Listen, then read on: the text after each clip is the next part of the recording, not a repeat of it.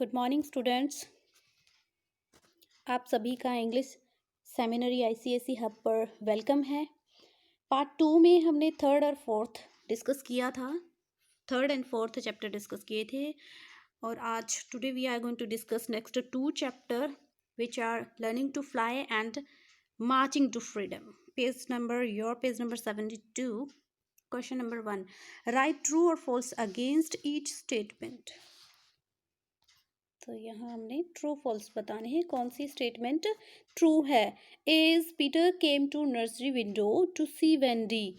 False, ये आपने false write करना है। B is Wendy was pleased to be asked to come Neverland. True. Peter, C is Peter taught the children to fly by thinking wonderful thoughts. False. ये भी हो गया and fourth is Mr. and Mrs. Darling caught the children before they could fly away. False. Next page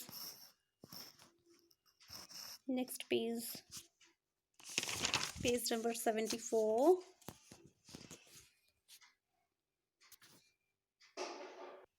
Yes, match the words on the left to the synonymous and column A and an antonymous in column B. Same word और opposite word को हमने match करना है। Slowly same word lazily and opposite word quickly.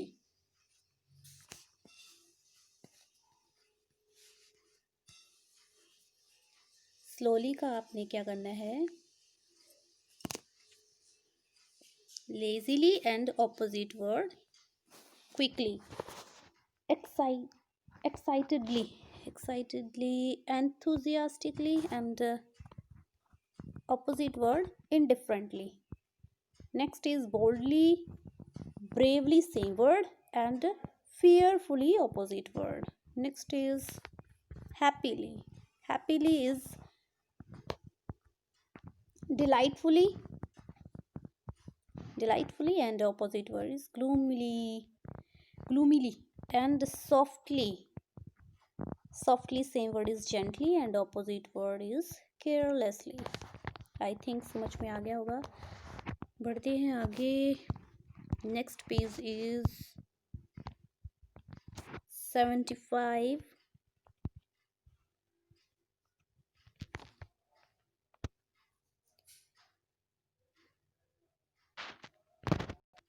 List these adverb of frequency in order from least often to most often. Means ये जो adverb of frequency आपने क्या करना है?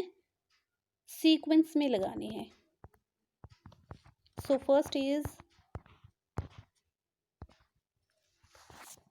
never, seldom, कभी कभार, rarely, and sometime, usually, always. Next is question number 2.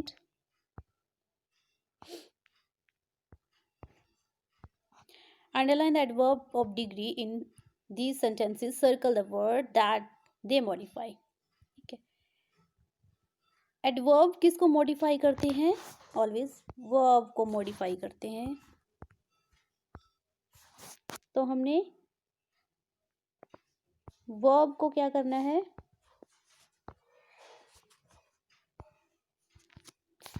Adverb को underline करना है और वर्ब को भी अंडरलाइन करना है, क्योंकि एडवर्ब किसको मॉडिफाई करता है? वर्ब को जो एक्शन होता है उसको मोर क्लियरली बताने के लिए, एक्सप्लेन करने के लिए हम एडवर्ब यूज करते हैं। तो फर्स्ट इज क्वाइट। एडी लिखा हुआ, मैंने शॉर्ट में लिखा हुआ है, आप चाहो तो कंप्लीट लिख सकते हो। It is quite clear that it will rain today. ये कंप्लीटली क्लियर है कि आज क्या होगी? रेन होगी। तो क्लियर वर्ब है एंड क्वाइट इज एडवर्ब। तो क्लियर को क्या है? जो एडवर्ब है क्वाइट, ये क्लियर को मॉडिफाई यहां कर रहा है। B is am almost certain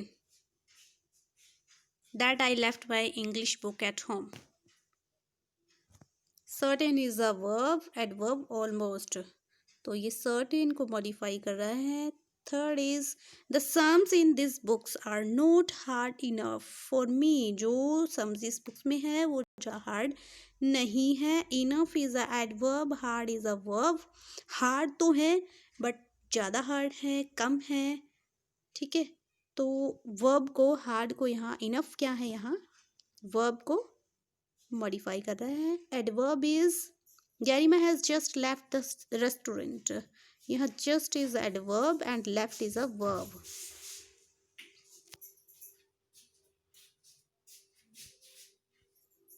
next is father is too sick to take me to the museum today, यहाँ sick is a verb and to is a adverb. Next is choose the most appropriate option to complete the following sentences. Most appropriate option, आपको दो option दिए गए हैं, आपने इसमें से correct कौन सा है चूज करना है। First is A is Rahil is a dash great student, really great student, really. Shilpa is dash kind to everyone, really, तो फर्स्ट में really is correct, first two sentences में really is correct. And next C is the fuel prices are dash high, too high, बहुत ज़्यादा high है। Next is it was dash cold this morning, rather is correct. And Mrs. Sahu has fallen ill, very ill is correct.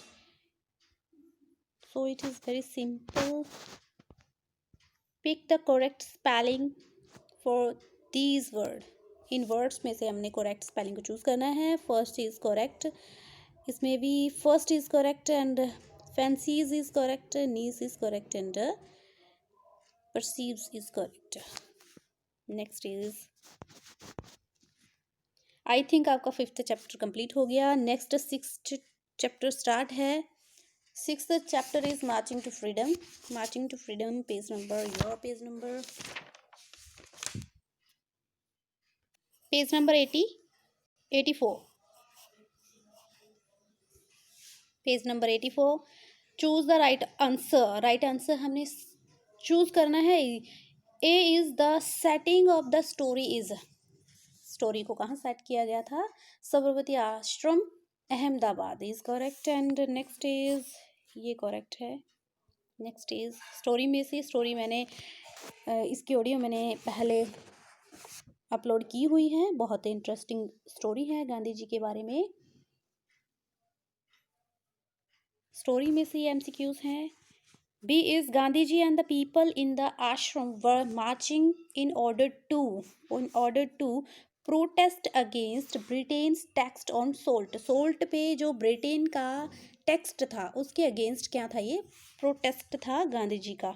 That's why Gandhi ji started Dandi march, ये हमने इसमें read किया है। Next is C's Gandhi ji was fighting for the dash of his country through the salt march, freedom. Gandhi ji fighting कर रहे थे किसके लिए, फ्रीडम के लिए, आज़ादी के लिए फाइटिंग कर रहे थे। नेक्स्ट इज राइट ट्रू और फॉल्स अगेंस्ट ईच सेंटेंसेस। ये सेंटेंसेस दिए हुए हैं, आपने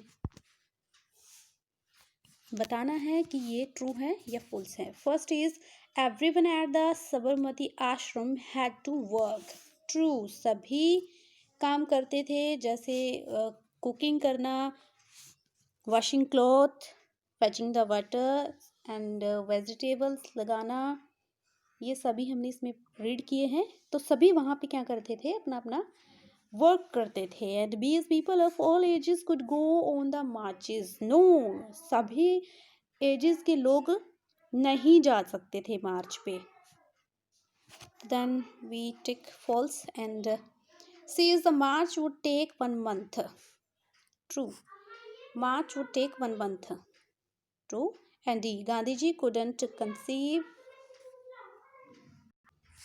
D is Gandhiji couldn't conceive Dani to stay back at the ashram. False.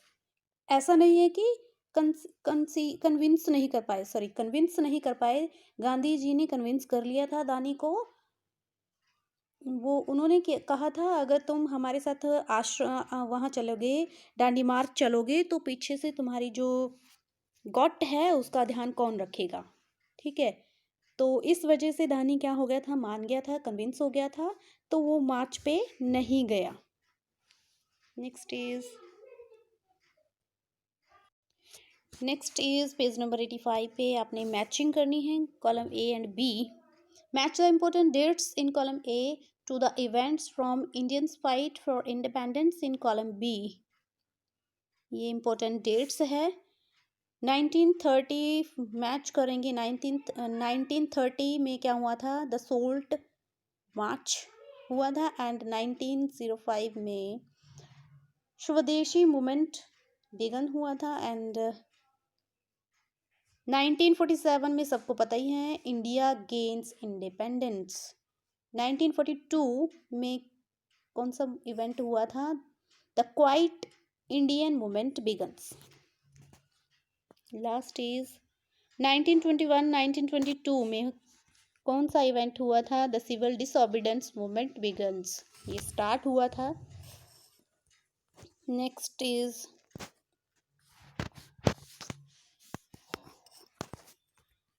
वैसे this is not important, this part is not important so much. अगर आपके teacher ने ये करवाया है तो आप ये कर सकते हैं। Which of these English word originated from Indian language. Indian language से कौन से वर्ड ओरिजिनेटेड किए गए हैं। सी इज करेक्ट, सी पे अंडरलाइन कर लो। Bungalow and G is correct, guru Indian है। पायजामाज एंड योगा ये इंडियन वर्ड हैं, ऑल ओवर इंडियन वर्ड्स हैं। नेक्स्ट इज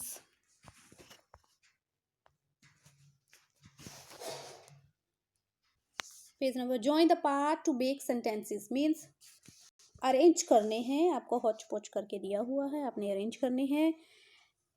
कैसे आएगा, all my classmates finished the test before the bell rang. यहाँ पे ब्लर्ड हो रहा है थोड़ा, चलो मैं बोल देती हूँ। All my classmates finished the test before the bell rang. Next is while we wrote it was playing loud music। इसको अरेंज करना है, loud music was playing while we wrote it, correct। and next, now our history class will begin, now our history class will begin। next is book work is so simple।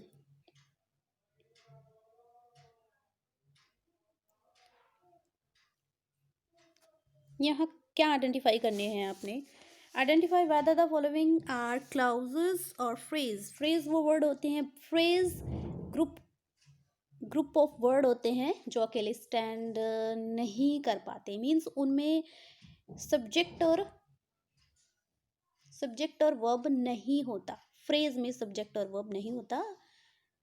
Clause एक sentence होता है जो अकेला stand कर पाता है, जैसे don't talk जिसका मीनिंग होता है। ये आपने यही आइडेंटिफाई करने हैं।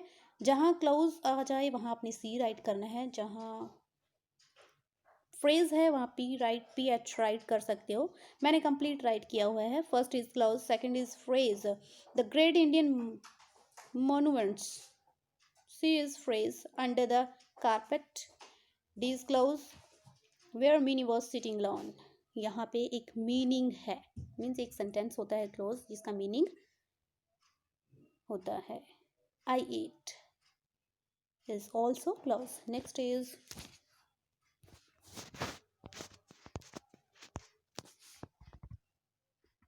complete the following sentences with phrase or clause of और योर ओन मीन्स आप अपने आप से भी अपने खुद के वर्ड भी यूज़ कर सकते हो इसमें।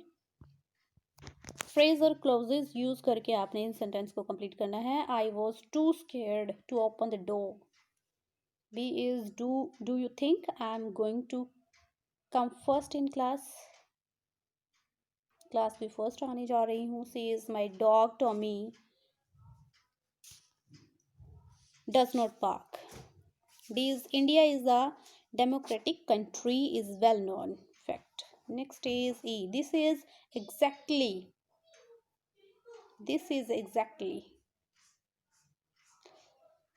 Come and sit in class.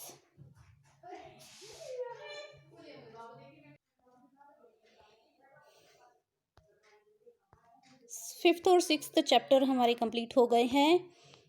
अगर आपको कोई डाउट हुआ तो आप मुझे कमेंट करके पूछ सकते हैं। थर्ड पार्ट में हमने चैप्टर 6 तक कंप्लीट कर लिया है। डिस्कशन अच्छी लगी हो तो please subscribe my channel. Next part में हम नेक्स्ट 2 चैप्टर डिस्कस करने वाले हैं। Thank you.